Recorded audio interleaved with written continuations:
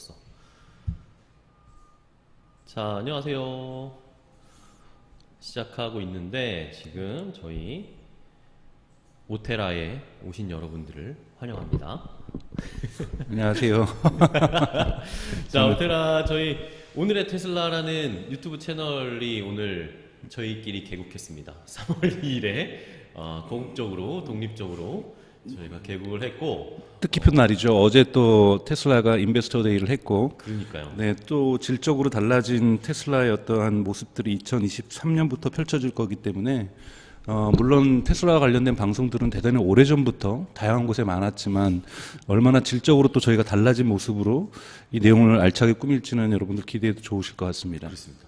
자, 테슬라와 관련해가지고 테슬라의 이야기만 다루는 그런 유튜브 채널들이 간혹 몇 가지가 있어요. 구독자가 많은 것도 있는데 저희는 후발주자로 시작했지만 조금 더 심층적으로, 그리고 테슬라에 국한된 것만 아니라 관련된 해외 기술 기업들이라든지 테크 기업들의 상황도 한번 체크를 해볼 거고, 그것과 연관해서 우리 주식시장과도 연관돼서 또 우리가 생각해 볼 수도 있는 거고, 앞으로 미래에 대한 이야기, 또 경제와 관련된 이야기, 돈과 관련된 이야기, 부동산으로 넘어갈 수도 있고, 전반적인 글로벌 경제 이야기를 할 테니까 오테라 많이 여러분들 시청해 주시고 구독해 주시고 여기저기 많이 알려주시면 감사하겠습니다. 여러분들이 궁금한 것도 저희한테 질문을 주시면은 저희가 그걸 반영해 가지고 또 내용을 준비를 할 수도 있겠죠. 그러니까 많은 참여를 부탁드리겠습니다. 자, 저희 오테라 이제 본격적으로 시작할 텐데, 아까 이 테슬라 관련된 이야기 코멘트를 잠깐 해주신 이 분을 소개하기 전에 참 제 소개를 해야겠네요. 네.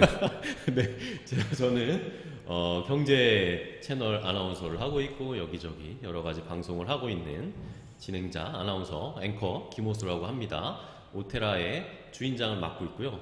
그리고 아까 함께 해주신 분, 제가 하기에는 테슬라의 지식에 한계가 있어요. 그래서 저의 얕은 지식을 조금 더 깊게 만들어 주실 강정수 박사님과 저희가 매일매일 방송을 하면서 여러분께 좋은 정보를 알려드릴 겁니다. 우리 강정수 박사님을 소개하겠습니다. 자기소개를 좀 간단하게 네, 해주세요.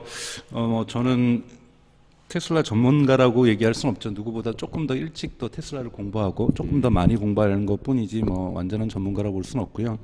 저는 독일에서 학부부터 해서 다시 경제학으로 전공을 해서 학위를 받았습니다.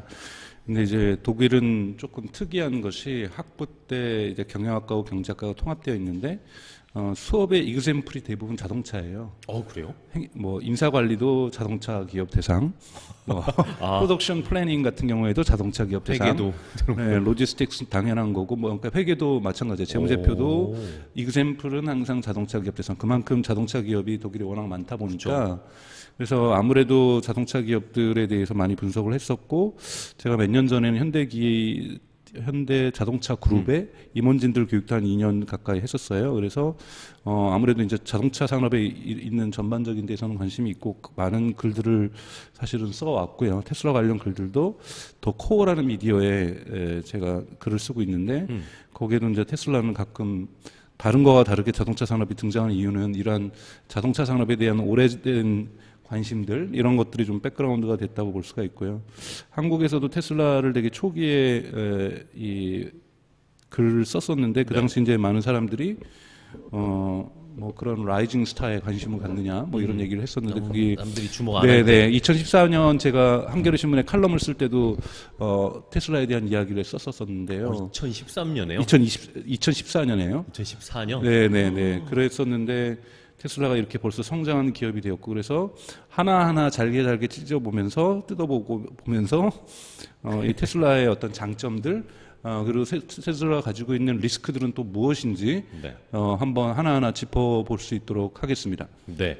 자, 이렇게 말씀 들으셨죠, 여러분들? 이 강정수 박사님의 내공이 장난 아니십니다. 여러 가지 이야기. 꼭 테슬라에만 국한된 게 아니라 다른 기술 기업이라든지 SNS와 관련된 기업이라든지 새로운 또 트렌드를 또 알려주실 수 있으니까 한번 계속 기대를 해 보겠습니다.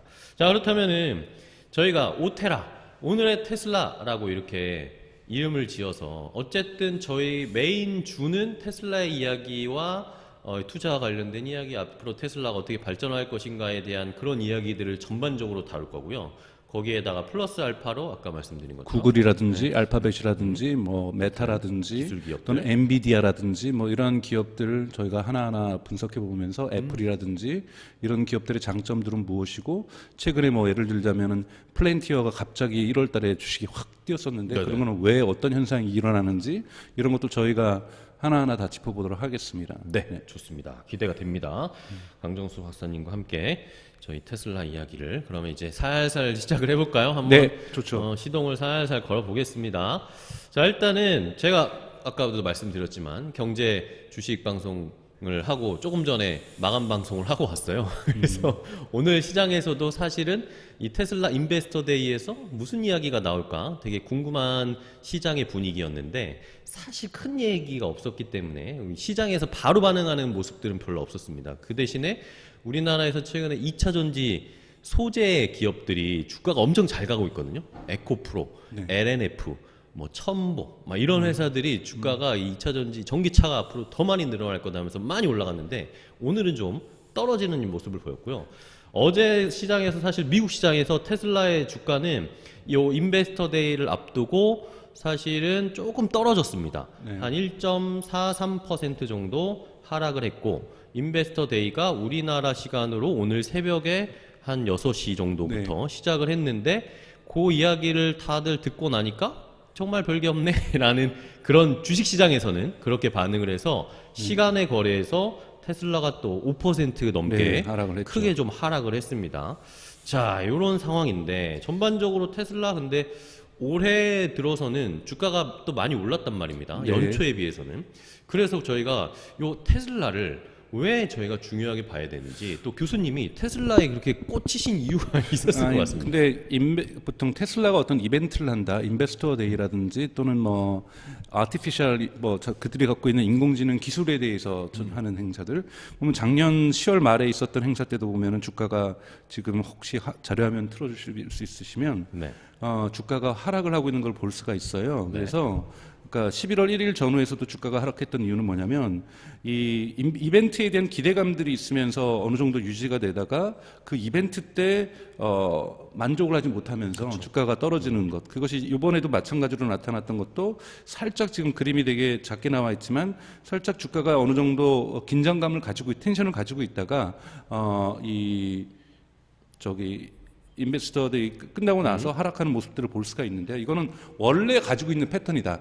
그러니까 분기 실적 발표할 때는 서프라이징이 있거든요. 어닝 서프라이징이라든지 프로핏 레이트가 매우 높다든지 빈도 대수가 많다든지 딜리버리 수가 많다든지 이랬을 때 어닝의 서프라이즈가 있으면서 주가가 상승하는 경향은 있지만 테슬라의 이벤트 행사에서 주가 상승이 있었던 적은 지금까지 한 번도 없다. 이건 저희가 기억해 둬야만 하는 거예요. 그래서 요번에 모델 사실은 뭐 좀 이따 말씀드리는데 미리 말씀드리면 가장 큰 기대는 모델 2가 사이버 트럭처럼 사이버 트럭이 새로운 한번 모델. 이벤트 때 한번 나왔었거든요.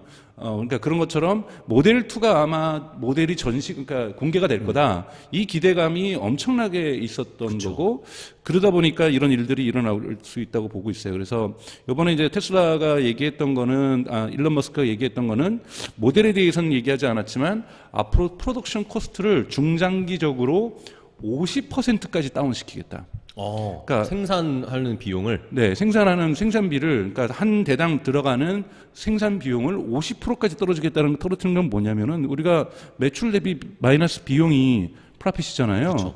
훨씬 더 프라핏 레이트를 높여내겠다는 엄청난 계획에 만약에 진짜 이것이 현실화가 된다라면 가능할까요? 근데 가능할 거에 대해서는 제가 오늘 하고 앞으로 계속해서 얘기를 할 거예요. 가능할 것 같아요. 저는 50%까지는 아니더라도 앞으로도 더 떨어질 거라고 좀 보고 있습니다. 이 테슬라 모델 2 화면 보시면 이건 뭐 사람들이 상상하는 모델 2 조금 더 작은 모델 그렇죠. 를 상상하는 거죠, 사람들이. 25,000 달러 정도로 생각을 하고 있어요. 가격도 다운되고. 그래서 뭐 한국 돈으로 한 3천만 원 수준대. 근데 거기에 보조금까지 받으면 한국에서도 한 2,500만 원 정도면 뭐 살 수 있나요, 한국에서? 중국에서 아반떼 살 수 있나요? 그렇죠. 소나타급 아래 정도를 살 수 있죠. 그렇죠. 소나타급 아래로 이제 전기차를 테슬라 모델을 살 수 있게 된다. 왜냐하면 이거는 앞으로 인도 시장이라든지 또는 사우스 아메리카, 그 남미 시장 남미에서. 들어가는 데 있어서 또는 동남아시아 결정적으로 중요하거든요. 그렇네요. 왜냐하면 뒤에 부분에서 말씀드리려고 하고 자세히 살펴볼 건데 테슬라가 2030년까지 생산 목표를 2천만 대로 잡고 있어요. 2천만 대요? 지금 예를 들면 올해 생산량이 작년 생산량이 한 150만 대고 사실은 풀 가동을 한다라면 여러분 단순 우리가 암기하기 좋은 것은 테슬라의 기가 팩토리 하나당 100만 대를 생산할 수가 있어요, 사실은. 근데 200만 대까지밖에 생각 못했던 것은 베를린 공장이 풀 가동하지 못했고 상하이 공장이 되게 부분적으로는 풀 가동했었지만 요 전염병 코로나 영향도 좀 있었고. 그 단어를 얘기하면은 이 영상에 광고를 못 붙여요 저희가. 유튜브 정책상. 그래서 제가 네, 그래서 그것 때문에 팬데믹. 예를 들자면 자동차 생산이 중단됐었다든지 또는 텍사스 오스틴 공장 같은 경우 좀 늦게 시작했다든지 이런 것 때문에 200만 대를 못 채웠지만 특히 이제 베를린 공장 같은 경우는 가동을 했는데 거기서 일할 사람을 많이 뽑지 못했어요. 네, 그렇죠. 그러니까 이러한 현상 때문에 원래 기가 팩토리 하나당 100만 대를 연간 생산할 수 있다. 그럼 400만 대지만 사실은 그렇게까지 되는 건 어렵거든요. 이론적으로. 그래서 한 200만 대, 한 50만 대 정도씩을 생산했다고 생각해야 되는데 실제로는 또 50만 대까지도 생산 평균을 못했습니다만 여러 가지 지금 현재 그런 200만 대나 400만 대를 생산할 수 있는 체계에서 거의 10배에 가까운 2천만 대를 생산하겠다. 언제까지요? 2030년까지. 2030년까지. 자, 이건 거의 꿈과 같은 얘기고, 근데 저는 이건 한번 시도해 볼 만하고, 한번 실행해 볼 만하고, 우리가 중간 점검을 계속하면서 2030년까지 테슬라가 정말 2천만 대 생산할 수 있는 자동차 브랜드로 가고 있는가? 그리고 거기에 따라서 주가 변화를 봐야 하기 때문에 제가 보기에는 저희의 오테라죠. 네, 오테라. 오테라 2030년까지는 해야 됩니다. 2030년까지 하면서 실제로 테슬라가 그 약속을 지키는지 2천만 대 만드는지. 2천만 대를 만드는지 거기에 따라서 하고 있는지 사실 지금 이 그림 한번 보시겠어요? 이거 너무 네네. 재밌는 그림이에요. 뭐죠? 이번에 인베스터 데이 때 이 초청장 그리고 또 인베스터 데이 할 때 했던 공식적인 마크가 이겁니다. 근데 이게 뒤에 무슨 이렇게 철사줄 같은 게 있는데 이거를 확대해서 보면은 이 카 바디예요. 이걸 확대해서 보면은 사실은 카 바디거든요. 그러니까 사람들이 이걸 당연히 확장해서 봤을 거 아니에요. 그렇죠. 막 그러니까 이 카 바디가 보이니까 사람들이 다 뭐라 그랬냐면 모델 2 발표한다 이거는. 안 할 수가 없는 거다. 미끼를 던졌군요. 네, 그러니까 사람들이 요거를 보고서 이 커뮤니티에다가 엄청나게 돌린 거잖아요. 이 빨간 그쵸. 박스 안에 여러분 보시면 이게 지금 이 다 모두가 카 바디로 초대장이 구성되고 있는 거예요. 그러다 보니까 모델 2가 나온다. 모델 2가 나오면 주가가 오를 것이다. 그렇죠. 그래서 이제 선반영됐다고 볼 수가 있고요. 주가가 선반영됐고 그런데 모델 2는 그림자도 보이지 않게 되자 실망하면서 주가가 빠지고 있는 거라고 볼 수가 있습니다. 그래서 요거를 핵심적으로 여러분 보시면 될 것 같고요. 네. 근데 지금 테슬라가 지금 하고 있는 것은 일부 전문가가 얘기하는 거를 게릴라 전쟁을 하고 있다 그래요. 게릴라 전쟁이요? 게릴라 전쟁이 치고 빠지는 거잖아요, 네, 주로. 그쵸. 치고 빠지는 건데, 가격을 막, 리튬 가격 올라간다고 해서 테슬라가 작년 하반기까지 가격을 많이 올렸어요. 네. 그런데 그쵸. 제일 먼저 중국에서 가격 내리고, 그 다음에 미국에서 가격을 내리고, 그 다음에 유럽에서 가격을 내리거든요. 근데 테슬라가 가격을 내릴 수 있는 여유가 있는 거예요. 왜냐하면 지금 이 그림도 중요한 건데, 네. 테슬라가 한 대 평균 모델 3를 갖다 팔 때, 마진이 얼마 남냐면 여러분, 9,574달러, 뭐 정확하게 얘기하면 한 9,500달러 9,574달러 한 대 팔면 한 대 빨면. 현대가 아이오닉 팔면은 얼마 남냐면 927달러 남습니다. 10배네요. 그렇죠. 그러면 현대는 927달러가 남으니까 만약에 우리가 1,000달러 가격 할인해 줄게. 그러면은 마이너스로 들어가는 거예요. 그러니까요. 그러니까 남는 팔아봤자 게 없네. 남는 게 하나도 남는 없는 게 없네. 거예요. 사실 실제로 927달러면 제가 보기엔 남는 거 없을 거예요. 그렇죠. 예, 실제로 뭐 이거는 이론적인 그 프라핏이기 때문에 이거를 생산하기 위해서 아마 뭐 이자율이 뭐 어떻게 들어갔을 수도 있고 여러 가지 환율이나 이런 걸 한다라면 927달러가 과연 현대차의 순이익으로 떨어질까? 더 떨어질 수. 그러니까 예를 들면 테슬라 같은 경우는 9,574달러지만 제가 보기엔 대략적으로 대당 9,000달러의 이 프로핏 레이트가 그러니까 마진이 생기는 거죠. 그런데 여기에서 지금 가격을 인하시키는 거잖아요. 그렇죠. 예를 들면 2,000달러, 3,000달러, 5,000달러 막 인하를 시키는 건데 왜 인하를 시키냐면 중국 같은 경우에는 경기가 침체되고 있기 때문에 가격을 인하시키는 거고요. 유럽하고 미국은 요 가격을 딱 인하한 폭부터 뭐가 생기냐면 이 환경 보조금이 생깁니다. 아, 그럼 환경 보조금이 유럽 같은 경우는 평균 한 7,000달러고 미국 같은 경우에는 지금 우리가 이 역사적이고 정말 어마어마한 법이죠. IRA. 그죠. 그 인플레이션 리덕션 액트 IRA 이 법이 보통 7,500달러예요. 네. 그러면 아, 다음 그림도 한번 보시죠. 이 그림도 되게 재밌는 그림인데요. 다음 그림 뭐냐면 이 0으로 써 있는 부분이 뭐냐면 미국에서 팔리는 자동차의 평균 가격이에요. 네네네. 자, 그럼 0보다 내려가면 그보다 싸다는 거잖아요. 그렇죠. 근데 이 평균 가격이 뭐냐면 전기차의 평균 가격이 아니라 미국에서 팔리는 모든 자동차의 평균 가격이에요. 근데 미국은 소형차가 적은 시장이란 말이에요. 그렇죠. 하여튼 이 시장에서 테슬라의 가격이 올라갔다 내려갔다 모델 3가 하고 초록색은 모델 Y입니다. 모델 Y인데 모델 Y도 뚝 떨어지죠. 네. 모델 3 같은 경우에는 약 4,930달러니까 약 5,000달러를 깎아줬어요. 그러면 5,000달러를 깎아준 데에다가 내가 그 차를 사면은 7,500달러를 받아요. 보조금을 받죠. 그러면 12,500달러가 깎여지는 거잖아요. 그러면 지금 미국에서 테슬라 모델 3를 약 한 3만 맥스 3만 5천 옵션 붙여도 3만 5천 달러면 살 수 있습니다. 이거 그러니까 과거에는 한 4만 7천 달러를 줘야 되는 거를 3만 5천 달러에 산다. 이건 엄청난 가격 할인이에요. 그렇죠. 그러니까 이렇게 가격 할인을 다른 기업은 아까 말했던 마진율이 작기 때문에 할 수가 없는 거예요. 그렇다고 해서 현대에서 아이오닉에서도 그럼 우리도 가격을 5천 달러 깎아줄게. 우리는 원래 가격대가 환경 보조금 받을 수 있어 뭐 어쩌고 하면서 그러면 팔 때마다 5천 달러를 손해 보는 거예요. 그렇죠. 남는 게 없고 손해만 보는 거죠. 오히려. 그렇죠. 그러니까 이렇게 그 다음에 또 테슬라 어느 정도 중국에서는 또 다시 요즘 가격 올리고 있잖아요. 네네. 그러니까 테슬라가 지금 상하이에서 생산하는 적정 수준을 넘어서는 디맨드가 발생하자 다시 모델 3하고 모델 Y의 가격을 중국에서 올리고 있다라는 거예요. 이렇게 다이나믹 프라이싱이라고 우리가 보통 얘기를 하죠. 수요가 많아지면 가격을 올리고 수요가 떨어지면 가격을 내리는 이런 다이나믹 프라이싱을 한다라는 것은 탄탄한 프로핏 레이트가 있어야 가능하다라는 거고 이거는 지금까지 어떠한 자동차 기업도 구현해 보지 못한 그래서 이러한 게릴라 전쟁을 할 수 있는 힘을 테슬라가 갖고 있다. 이것을 사실은 그래서 테슬라의 주가 여러분 보시면 이 경기 연초에 전체적으로 S&P가 올랐던 그 시기 빼놓고는 프라이스를 중국에서 내렸다, 유럽에서 내렸다, 미국에서 내렸다 할 때마다 테슬라 주가가 올라갑니다.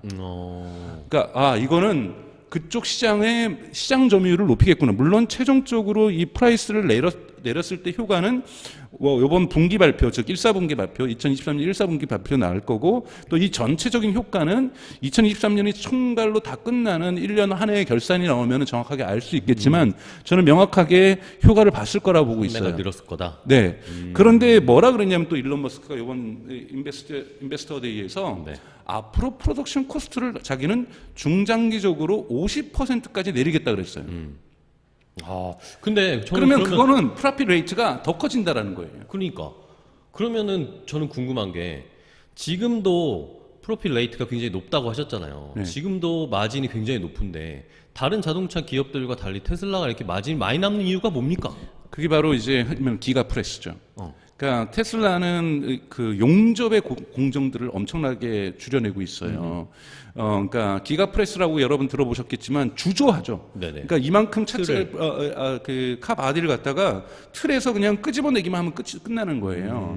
그러니까 이런 부분들이 이제 그 비율을 높이겠다는 거야. 근데 물론 지금 100% 주조는 아니거든요. 그러다 보니까 용접이 필요하고 로봇에 의해서 용접을 하기도 하고 사람이 스탬플로 연결하기도 하고 나사 돌리기도 하고 뭐 이런 부분이 좀 존재하는 건데 이 부분을 계속해서 줄여나가겠다는 거니까 즉 한 번 찍으면 카바디가 다 나올 수 있는 수준까지 올라가겠다는 거거든요. 근데 이 프로덕션 코스트를 계속 낮추겠다는 시그널은 뭐냐면 예를 들면 모델 S는 이게 그렇게 중요하지 않아요. 차가 워낙 고가로 팔리니까. 네네. 그런데 모델 2, 즉 신형 모델로 가서 25,000달러로 팔려고 하면은 자 25,000은 우리가 만약에 어때 테슬라에 박수를 칠 거냐면 저가형 모델을 만들었는데 프로핏 레이트는 오히려 더 올라갔더라. 이 부분은 대단히 가능할까? 왜냐하면 한국에서도 자꾸 특히 현대기아차가 제네시스에 목매는 이유가 뭘겠어요. 지금 정 회장님이 제네시스로 성공했기 때문에 그걸 갖다가 계속해서 그 브랜드를 키워나가려는 것도 있지만 제네시스가 가장 프로핏 레이트가 좋거든요. 마진이 좋으니까. 네, 그러니까 가능하면은 비싸게 팔고. 경차 팔고 싶지 않은 거예요. 경차 팔아봤자 얼마 남는 것도 없으니 가능하면 그래서 저는 한국같이 이렇게 좁은 땅덩어리에 이 현대자동차의 이윤율을 위해서 저는 이렇게 소형차가 없는 나라가 좀 드물거든요. 그렇죠. 우리가 미국 같은 땅덩어리도 아닌데 제네시스 진짜 많습니다 우리나라에. 길 가다 보면 그죠. 유럽 어디를 가봐도 일본을 가보세요. 얼마나 그쵸. 소형차가 소형차 많아요. 많죠. 그건 유럽에도 뭐냐면 소형차 많고. 국민의 관점에서 자동차 시장이 형성된 거예요. 근데 한국은 자동차 기업의 관점에 의해서 자동차 시장이 형성된 대표적인 나라입니다. 아 그렇네요. 그러면서 마진율을 높여놓고 그리고 큰 차 타는 게 좋은 거다, 좋은 게 좋은 거지, 안전한 거지, 뭐 큰 차는 안전해 이런 사고 방식을 했는데 이거는 현대차만 배불려주게 했던 거거든요. 네. 그래서 사실은 지금 자동차 시장에서 좀 3,000% 잠깐 빠지면 BYD가 모범적이에요. 중국의 BYD가 전기차를 맞으면서 두 자릿수 마진율을 만들어내고 있거든요. 그런가요? 근데 BYD 같은 경우에는 중저가 차량을 만들어냅니다. 여러분 중저가 차량에서 마진율 두 자리를 만들어내는 것이 훨씬 더 훌륭한 생산력을 갖고 있다는 거예요. 생산 기술을. 그래서 지금 테슬라도 50% 낮추겠다는 건 뭐냐면 앞으로 저가형 자동차로 가더라도 중저가형 자동차로 가더라도 프로덕션 코스트를 확 낮춰서 마진율 20%대는 마진율 두 자릿수가 중요한 게 아니라 자기는 20%대가 항상 목적이라고 그러거든요. 그거보다도 높여내겠다라는 건데 여러분들 지금까지 현대자동차가 마진율 10% 넘은 건 역사상 없었을 거예요 아마. 10% 넘기는 어려워요. 제네시스도 10% 넘기 어렵습니다. 10%인데 제네시스는 워낙 단가가 높으니까 들어오는 캐시가 많은 거잖아요. 그렇죠. 경차 같은 경우는 5% 미만이에요. 그러니까 이러한 경차는 근데 5% 미만인데 가격도 낮아요. 버는 돈 별로 없는 거죠. 별로 네. 기업체에서 좋아하지 않는 건데 지금 문제는 뭐냐면 그러니까 내연기관하고 다르게 전기차 같은 경우는 안에 부속품이 적습니다. 네. 그러면 여기에서 생산 공정을 혁신할 경우에는 충분히 프로덕션 코스트를 낮출 수 있는 폭이 내연기관보다 많아요. 제네시스는 부품이 예를 들자면 우리가 가정을 하죠. 3만 개가 들어간다면 전기차는 경차는 한 2만 개가 들어갈 거예요. 그렇겠죠. 근데 전기차는 테슬라도 한 3,000개 들어가거든요. 3,000개밖에 안 들어가요? 그런 식으로 이렇게 훅훅 줄거든요. 그렇기 때문에 충분히 이러한 부품에 대한 다양한 조립에 대한 비용들이 줄어들 수 있어요. 그러니까 카 바디를 기가 프레스에 의해서 찍어내 버리면 부품 연결할 게 상대적으로 적습니다. 물론 이제 자동차 공정에서 그 3만 개의 부품을 그 자리에 싸서 조립하는 건 아니죠. 특히 모터 같은 경우가 하고 그 다음에 파워트레인이라는 부분, 이 부분이 이제 부품이 많이 들어가는데 이건 이미 외부에서 조립되어 오죠. 그렇죠. 네, 최종 완성 과정에서 이제 그런 부분이 있다는 거고, 그래서 이 그림이 대단히 저는 인상적이었다라는 이유는, 그러니까 전 세계에서 미국에서 팔리는 평균 가격 이하로 모델 3의 가격을 유지하고 있다는 부분이 중요한 거고. 근데 이제 이렇게 해야지 이 그림, 그 다음 그림 보면 이건 이제 다른 데서 나온 그림을 제가 좀 가져온 건데요. 네. 테슬라가 가지고 있는 목표예요. 2020년 그러니까 벌써 3년 전이죠. 4월 달에 50만 대 정도 생산을 했었던 거죠. 네. 그 당시 그래서 지금 벌써 이제 140만 대 이건 그 당시 예측한 건데 테슬라의 목표가 2030년에 어디가 있습니까? 2030년에 쭉 올라가면은 2천만 대. 2천만 대. 100만 대. 100만 대. 뭐 이렇게 나왔는데 2천만 대라는 거예요. 이거는 정말 꿈의 목표입니다. 아, 그러니까요. 2천만 대를 가려고 하면 모델 X라든지 모델 S라든지 모델 Y, 모델 3 지금 4개 갖고 있잖아요. 네. 이 4개로는 택도 없는 얘기예요. 그렇죠. 그 택도 없다는 얘기고 실제로 저가형 모델이 반드시 나와야 되고 이것이 중국 시장에서 나오지 않으면 중국 시장에서 요즘 BYD에게 추격당했잖아요. 역전됐는데 이것도 역전도 이제 폭이 점점 커지고 있어요. BYD가 완전히 싹쓸이를 하고 있는데 이 폭을 줄이기 위해서라도 다시 1등을 차지한다는 건 당장 현실적인 건 어렵겠지만 이걸 하기 위해서라도 저가형 모델이 있어야 되는 거고 그리고 지금 뜨고 있는 브라질 시장이라든지 인도 시장이라든지 인도네시아 시장에 들어가기 위해서도 지금 이 모델 2는 반드시 필요합니다. 저가형이 필요하다. 왜냐하면 BYD가 올해 초부터 상반기부터 인도네시아 시장을 들어가기 시작했어요. 그러니까 중국은 지금 유럽 시장도 들어가고 있고 미국 시장도 들어가고 있지만 동시에 인도네시아라는 큰 시장 들어가기 시작하고 있는 거거든요. 그래서 이러한 시장 전략을 갖기 위해서는 반드시 중저가형 모델이 필요하다. 근데 요즘 보면 현대기아차 저는 가슴이 아픈 게 계속 커져라 세져라 뭐 이렇게 막 이런 식 방향으로 가고 있잖아요. 네네. 뭐 아이오닉 5에서 아이오닉 6 갈 때도 뭐 포르쉐를 이기겠다. 왜 포르쉐를 이겨요? BYD를 이겨야죠. 그러니까 이러한 저는 조금은 잘못된 전략 방향. 포르쉐를 이길 만한 모델도 포트폴리오상 갖고 있는 건 나쁘지 않아요. 그러나 근본 주력 모델은 우리는 중저가형 차를 만들었는데도 마진율을 이렇게 유지할 수 있어. 이것이 바로 미래의 공장이야. 다음번에 좀 더 길게 하겠지만 프로덕션 프로세스, 그러니까 생산 공정의 혁신이 인류 자동차 역사상 지금까지 3번 있었어요. 첫 번째가 포드의 모델 T. 그렇죠. 모델 T가 첫 번째 프로덕션 프로세스 혁신이었고, 두 번째 1970년대 이 토요타가 한 겁니다. 린 프로덕션이라고 하고 뭐 저스트 인 타임 인타임 프로덕션이라고 이렇게 하는 토요타가 한 거고, 세 번째가 바로 2014년에 한 2016년이죠. 실질적으로는 14년과 16년 사이에 발생한 테슬라에 의한 생산 공정의 혁신이에요. 생산 공정의 혁신이 일어나면 생산 단가가 근본적으로 변합니다. 근데 지금 지금 다른 나라의 문제점이 뭐냐면 어제 토요타가 인정했죠. 그러니까 토요타가 지금 전기차 부분은 되게 늦게 시작하고 있잖아요. 계속 하이브리드 빡빡 우기다가 세상은 안 변하는 것처럼 그러다가 이제 전기차를 하면서 모델 Y를 뜯어본 다음에 이건 정말 기적의 제품이라 그랬어요. 토요타에서? 네. 처음에 현대차에 다니시는 분들도 임원들분들도 만나보시면 얘기를 나눠보면 저보고 모델 3 본네트 열어봤냐고.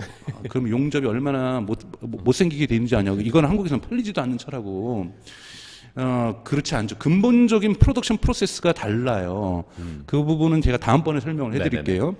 근데 프로덕션 프로세스의 혁신을 가져오지 않으면 과거 내연기관 자동차 만드는 방식의 프로덕션 프로세스에다가 지금 전기차 만들고 있는 거예요. 그렇죠. 그게 그리고 자동차 회사들이 지금 그리고 중국에서 왜 전기차들이 두 자릿수 마진율을 지금 내고 있냐면 중국은 내연기관을 만들긴 만들었지만 대부분 독일 기업이나 일본 기업이나 미국 기업과 또는 일부 한국 기업과 합작 조인트 벤처 통해서 만들었잖아요. 그 라인에다가 지금 전기차를 만들고 있지 않아요. 그러니까 전기차용 생산 라인을 물론 뭐 다른 데도 마찬가지지만 중국은 조금 더 상상의 여력이 큰 거죠. 우리가 자동차 기술이 없었으니까 전기차 생산 공정을 어떻게 만들 것인가 그러면서 뚝딱뚝딱 하면서도 무언가 방향성 자체는 순수 새로운 사고방식. 근데 우리나라 한번 생각해 보세요. 나쁘다는 게 아니라 사람이 흔히 말하는 패스 디펜던스라고 해서 경로 의존성이라는 게 있을 수 있죠. 그쵸. 경로 의존성이 있어가지고 제가 현대기아차도 분명히 그럴 거예요. 제가 전기차 아이오닉 생산 라인 좀 만들어봐. 누가 가서 만들겠어요? 소나타 생산 라인 만들었던 사람들이 제네시스 생산 라인 만들었던 같은 사람들이 거기에서 조금은 혁신적인 사고를 할 거예요. 그렇죠. 이거하고 순수하게 전기차를 만들면서 나는 근데 5년 안에 프로덕션 코스트를 30% 낮출 거고 10년 안에는 50% 낮출 거야. 이 목표하에 한번 해봐. 처음에 일론 머스크가 뭐라 그랬냐면은 프로덕션 is hell 그랬어요.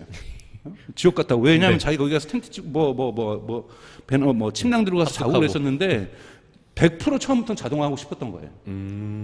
근데 이게 절대로 자동화가 100% 안 되는구나. 그러면서 되게 한 발 물러서거든요. 그때 이제 테슬라의 주가는 2019년부터 여러분 오르기 시작했죠. 2016년, 17년 때 저기 파산하는 거 아니야.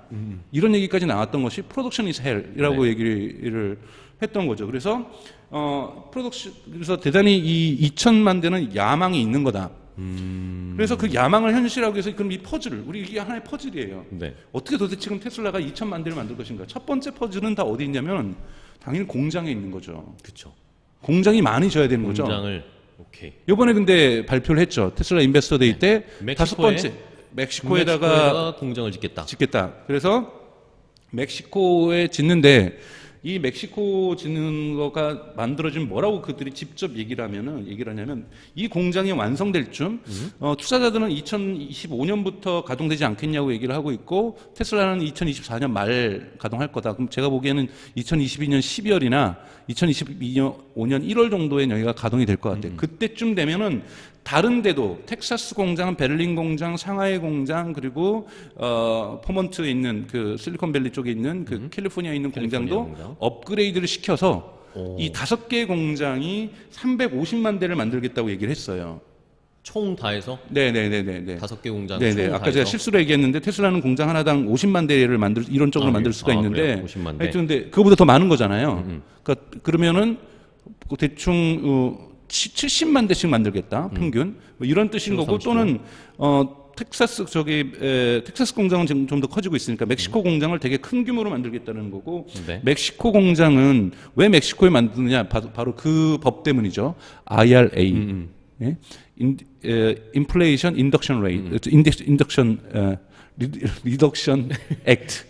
네. 그러니까 인플레이션 감축법 여기에 의해서 감축법은 미국만을 대상으로 하는 게 아니라 노스 아메리카를 대상으로 하고 있죠. 노스 아메리카에는 캐나다도 속하지만 멕시코도 속하죠. 네. 그래서 멕시코에 공장을 줘도 어마어마한 정부의 보조금을 받습니다.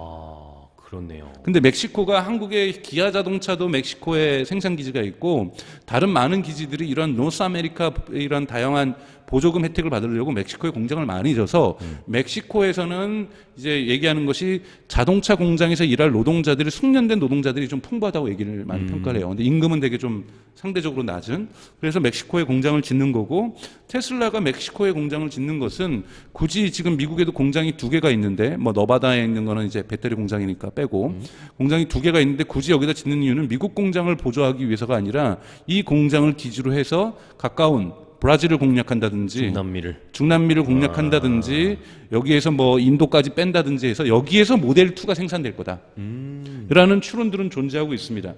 그래서 그러고 나서 또 테슬라한테 또 한 인베스터가 질문을 했어요. 이번에 인베스터 데이 때 그 4시간짜리 보면 질문을 했는데 야, 이 정도로 2천만 대 너 만든다는데 디맨드가 있냐 수요가 네. 너무 많이 만드는 거 아니야? 그러니까요.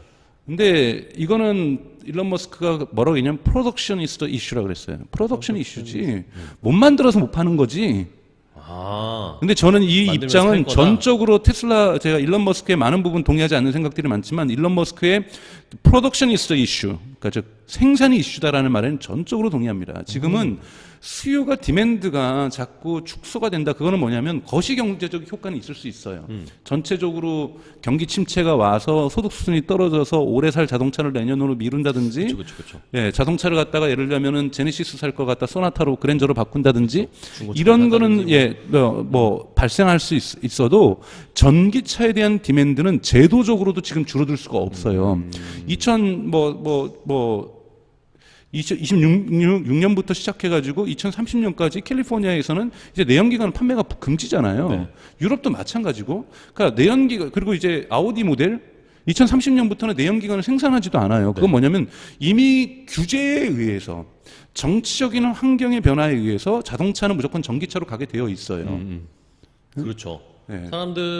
사람들도 전기차를 사고 싶어 합니다. 아직 행동에 옮기지 않을 뿐이지. 하지만 대세는 어쨌든 내가 먼 미래에는 무조건 전기차를 살 거다. 저는 이제 개인적으로 추천을 하면은 지금 내연기관차 살 거면 당연하게 중고차 사라고 얘기를 합니다.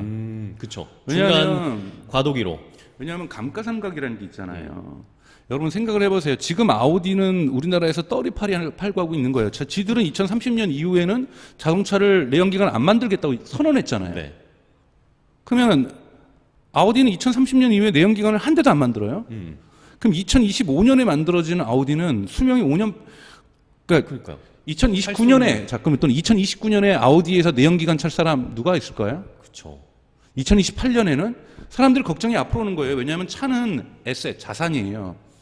자산인데 매년 감가상각이 많이 되는 자산이죠. 그럼 자산이다 보면 미래에 내 중고차가 얼마를 받을까? 내가 10년을 안 타더라도 5년 정도 타고 나는 새 차로 바꿀 건데 팔 때 얼마 받을 수 있을까? 그렇죠. 이런 걱정을 하게 되잖아요. 또는 이런 계산을 하게 돼 있죠. 근데 30년부터는 차가 없어요, 이제. 자, 그러면 이것이 여러분 2030년 되면 그때부터 전기차가 100% 팔릴까요? 신차 중에? 아니에요. 이미 2028년, 2027년 오면은 내연기관차는 가격이 확 떨어집니다. 그렇겠죠. 새 차에다가 이러한 프리미어 주거나 할인폭을 안 주면 중고차 팔 때 손해볼 거를 너네가 미리 보상을 해줘야 돼요. 그렇지.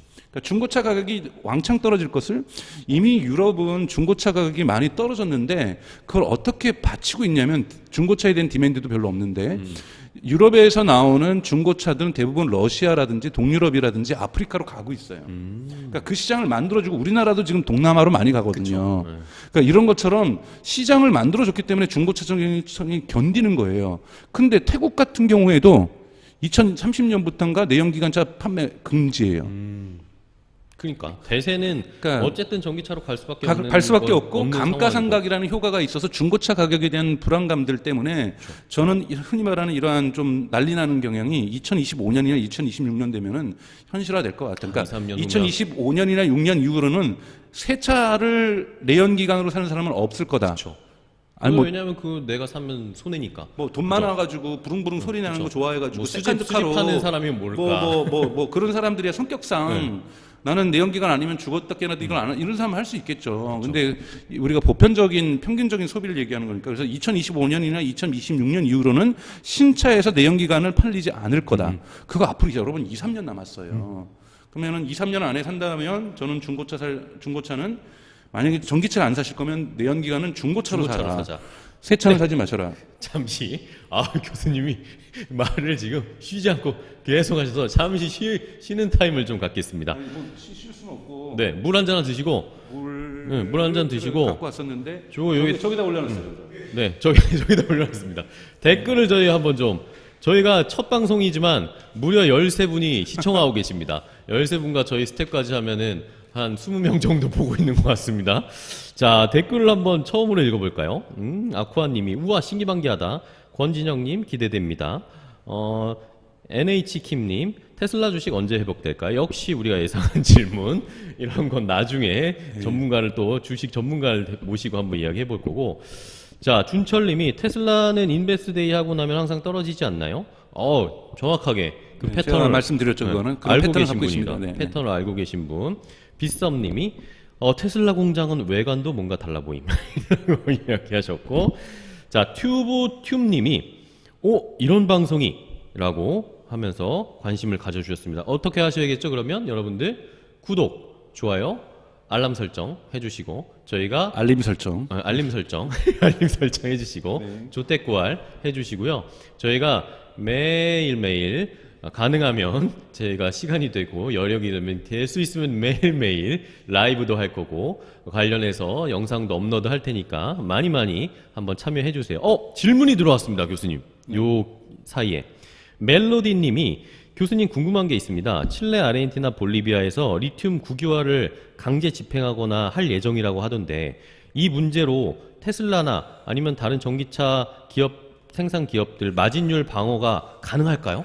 제가 바로 두 번째로 퍼즐, 아까 제가 퍼즐이 있다 그랬어요. 네. 2천만 대는 어떻게 그랬어요? 바로 두 번째로 얘기할 게 바로 요 문제인데요. 딱 질문 주셨어. 네, 고맙습니다. 제가 이제 다시 멜로디님. 쳤으니까 감사합니다. 바로 나가는데 일론 머스크가 이제 나름대로 이제 계획을 가지면서 마스터 플랜이라고 하는 단어를 가졌어요. 네네. 마스터 플랜 1이 뭐냐면 로드스터 만들고 모델 S 만들면서 어떻게든지 시장에서 자기네의 존재 가치를 알리는 것. 이것이었고 마스터 플랜 2가 대량 생산 체계를 갖추는 것. 그래서 모델 3의 대량 생산을 갖췄고 그래서 이제 일론 머스크가 지금 이 화면에 이 트윗을 보시는 것처럼 네네. 이제 작년 10월에 이제 마스터 플랜 3로 갈 차례다. 3는 뭐야 관한 거냐면은 is all about tonnage라 그랬어요.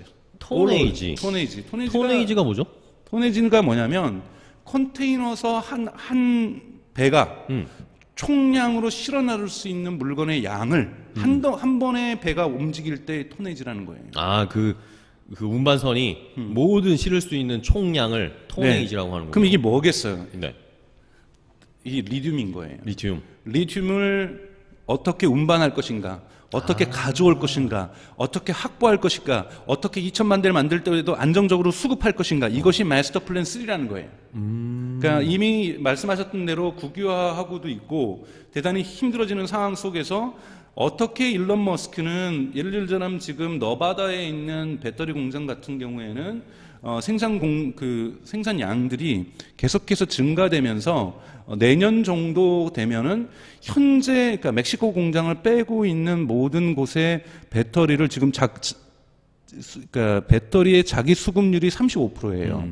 나머지 65%는 다른 데서 사갖고 온다는 거거든요. 네네. 테슬라가. 근데 테슬라의 목표가 200만 대까지는 100% 좀 넘게 초과되게 내년에는 다 자기네가 만들겠다는 거예요.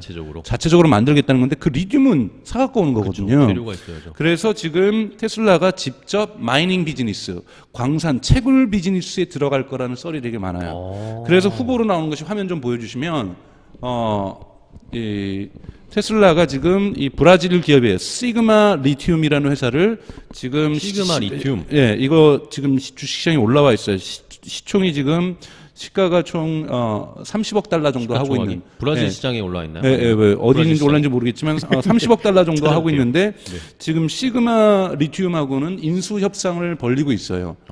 그래서 이 보도가 있는 것처럼 아예 광산을 사는 거죠. 이 회사는 채굴 전문이지만 광산을 많이 가지고 있거든요. 그래서 리튬 광산을 독점적으로 테슬라에게만 공급되려고 하는, 물론 지금 미국이라든지 캐나다도 여러분 들어보셨겠지만 정말 대형 이 리튬 광맥을 발견해서 네. 채굴 작업을 준비를 하고 있죠. 근데 이거는 기업들이 하고 있는 거지만 국가 주도에 의해서 지금 미국하고 캐나다도 지금 만들어지고 있고, 이런 데서 이제 예를 들자면 포드라든지 이 GM이라든지 이런 데서는 이 리튬을 확보할 거 같고요. 뭐 물론 이런 것들이 LG전자라든지 또는 칼텍스 CATL 중국의 CATL, 중국. 예, 중국의 CATL 이런 데서 이제 그런 걸 가지고 배터리를 만들겠지만, 테슬라도 거기서 어느 정도 일부 만들겠지만, 테슬라 같은 경우 직접 남미에다가 이렇게 마이닝 비즈니스에 진출하겠다. 이것이 이제 두 번째 비즈니스. 그러니까 아까 말씀하셨던 지금 이렇게 국유화하는 곳에서도 채굴권을 또한 100% 채굴권도 국유하는 건 아니거든요. 광산을 그렇죠. 국유하는 거기 때문에 채굴권은 팔겠죠. 이런데 예를 들면 시그마가 적극적으로 진출하면서 지금 테슬라의 2천만 대에 필요한 이러한 이 리튬에 대한 로 마테리얼이라고 할 수 있는 이 로 마테리얼 확보 전쟁에는 뛰어들고 있다. 왜? 다시 한번 보시면 일론 머스크가 말했던 마스터 플랜 3는 is all about tonnage. 그러니까 이 자동차가 문제가 아니라 생산이 문제가 아니라 리튬 확보가 가장 중요한 거고, 자기는 거기에 대해서 치밀하게 계획하고 있다. 이러한 이야기들을 즉 모델 3가 나와서 대량 생산하는 이 문제만큼 마스터 플랜이 그런 뜻을 갖고 있었으니까 충분히 고민하고 있다는 걸 이야기하고 있습니다. 그리고 자동차 시장에서도 최근에 수급 이런 재료나 반도체나 이런 수급 문제로 한동안 또 생산이 되게 힘들었던 때가 있었으니까 그것 때문에 이제 일론 머스크도 그게 중요하다라고 생각을 했던 것 같고요. 그렇죠? 시그마 리튬이라는 기업을 제가 찾아봤습니다. 교수님이 말씀하셔가지고 네. 찾아봤더니 나스닥에 상장되어 있네요. 아, 그래요? 시그마 리튬은 나스닥에 상장되어 있고 시그마 미네라 카오라고 해가지고 이게 아마 브라질 시장에 상장이 되어 있는지, 이게 본 브라질 회사인 것 같고, 시그마 미네라 카오가 이게 본 브라질 회사인 것 같고, 그것과 연관돼서 시그마 리튬은 나스닥에 상장되어 있습니다. 주가 상황은 어떤가요? 주가 상황은요, 잠시만요, 한번 길게 볼까요? 올해 들어서 좀 올라가기 시작했습니다. 네. 올해 연초부터 많이 올랐고, 잠시만요. 아니네, 많이 올랐네. 많이 올랐습니다. 1년 사이에 많이 올랐습니다. 네, 요즘 작년 이맘때만 해도 10달러대였는데 지금은 35달러까지 올라왔습니다. 네, 1년으로 봤을 땐. 네, 거기를 지금 테슬라가 인수하겠다라는 거고, 사실은 시그마 리튬. 아무리 올라도 트위터보다도 저렴합니다. 그러니까 너무 트위터를 비싸게 주기 산 거고요. 그래서 우선 제가 세 번째 퍼즐 두 개를 말씀드렸던 것은 공장의 이슈. 그래서 멕시코 공장만 짓는 게 아니라 아마 여러 군데 더 질 거예요. 그렇겠죠. 네, 2천만 대를 만들려면 여러 군데 더 져야 되고. 여기서 갑자기 궁금한 거. 우리나라에도 지금 기가팩토리를 막 유치하겠다. 뭐 이런 정부의 그건 말들이 이제 있는데 그건 이제 중국 리스크 때문에 그럴 거예요. 그러니까 중국의 상하이 공장은 50만 대를 질 수 있지만 계속해서 그 옆에 공장 부지를 사고 있거든요. 네네. 그래서 상하이 공장 자체가 100만 대를 생산할 수 있도록 확장하겠다는 계획을 갖고 있는데 일론 머스크가 치명적인 약점이 있습니다. 뭐죠? 그러니까 중국에 있어서는 중국의 테슬라를 허락하는 대신에 중국 정부가 그 땅은 중국 공산당 땅으로 했어요. 아, 그러니까 나 땅을 땅이네요. 소유하고 있지 않아요. 공장을 졌는데 땅을 소유하고 있지 않고 그게 임대예요. 그럼 나가라고 하면 나가야겠네요. 그러니까 임대 계약이 끝나서 재계약을 안 해주면 나가야 돼요. 그러네. 그러니까 그렇기 때문에 테슬라 일론 머스크가 트위터에다가 얼마나 많이 정치적인 소리를 해요.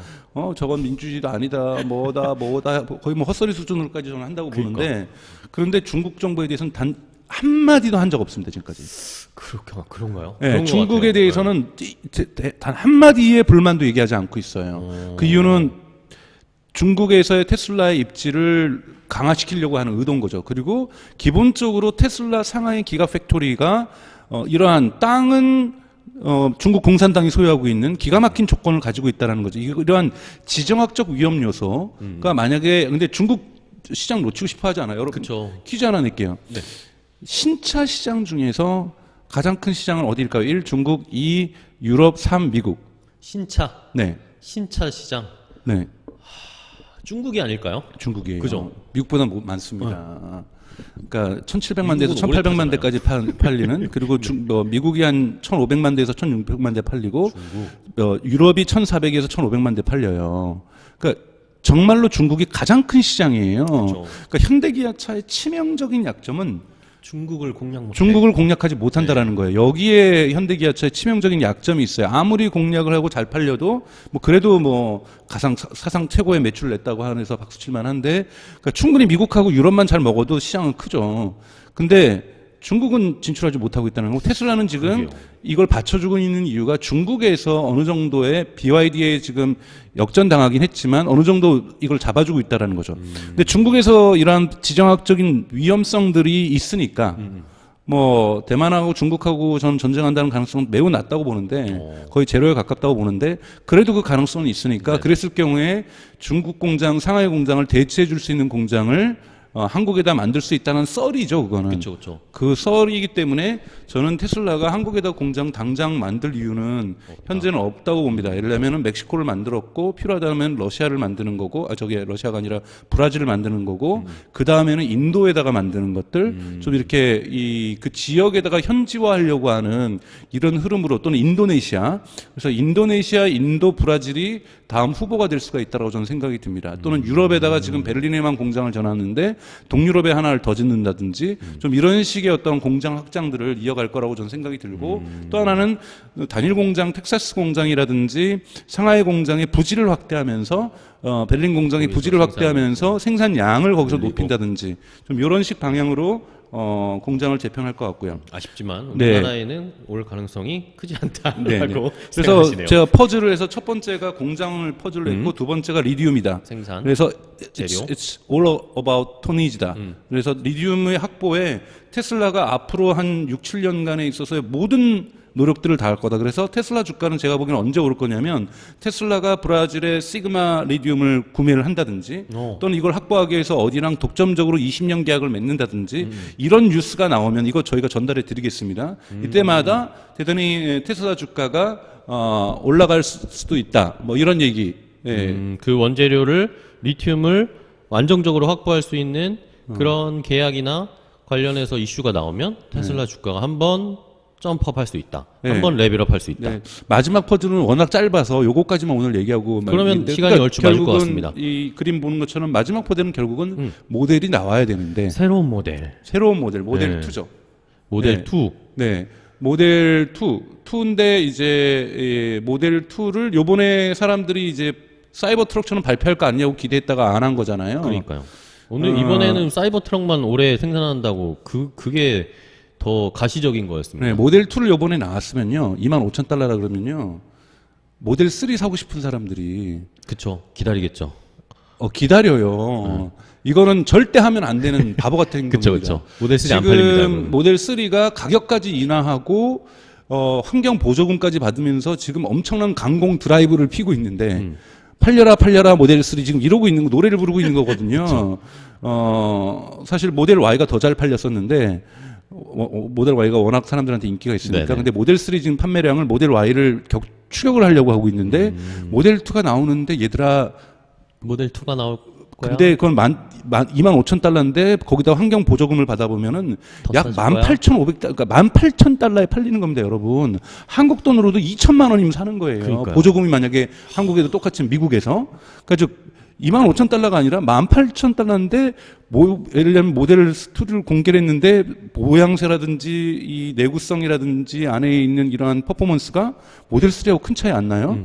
그럼 사람들 뭐야? 캔슬. 기다려. 이렇게 갈 가능성이 높게 됩니다. 그래서 결국은 2천만 대를 만들기 위해서는 모델 2는 반드시 나온다. 그리고 아마 테슬라 역사상 가장 많이 팔린 차는 모델 2가 될 가능성이 높다. 이렇게 좀 말씀을 미리 그리고- 예언을 한번 해주셨어요. 네, 인베스터 데이에서 이거 말고도 사실은 조금 저희가 봐야 될 건 많은데 네. 일단은 대략적으로 네, 큰 오늘 너무 그림은 많은 시간을 써서 이런 네. 거였습니다. 크게 세 가지였죠. 처음에 생산, 생산에서 공장 문제를 얘기했었고 공장, 멕시코에다가 새로운 공장을 지을 거다. 이러면서 점점 생산량을 늘려갈 거고 2030년까지 2천만 대를 생산할 거다라는 걸 하나 첫 번째로 핵심적으로 얘기했고, 두 번째는 톤에이지 말씀해 주신 것처럼 이 리튬 관련해서 2차 전지 배터리를 만들 수 있는 원재료를 안정적으로 수급할 수 있는 시스템을 갖출 거다. 그것과 관련해서 시그마 리튬이라는 회사도 지금 뭔가 접촉이 있다라는 거, 낙스하게 상장되어 있다. 아까 체크해드렸죠. 그리고 마지막은 모델 2 새로운 모델을 이제 출시할 것이 거의 확실한데, 교수님은 확실하다고 생각하시는데 아직은 그냥 맛배기만 보여줬다. 그렇죠. 미끼만 던진 거다. 이번 초대장에다가 그 카 바디를 갖다가 이렇게 숨겨놨다. 네. 그러니까 모델 2를 공개하지 않을까라고 사람들이 많이 낚시에 걸렸지만 결국에는 아무 언급이 없었고, 하지만 곧 나올 거다. 네. 곧 준비될 거고, 준비하고 있겠죠? 준비하고 있겠죠. 저는 이제 2025년부터 판매에 들어갈 거라고 봅니다. 즉 멕시코 공장이 2024년 말과 2025년 초에 가동이 시작하면 그때 모델 2가 거기서 생산될 거라고 보고 있어요.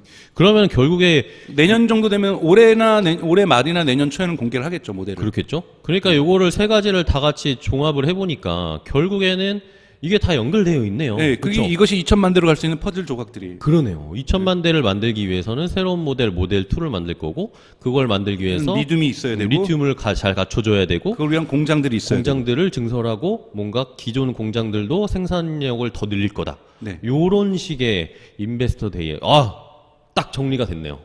좋습니다. 뭔가 명쾌해졌습니다. 좋습니다.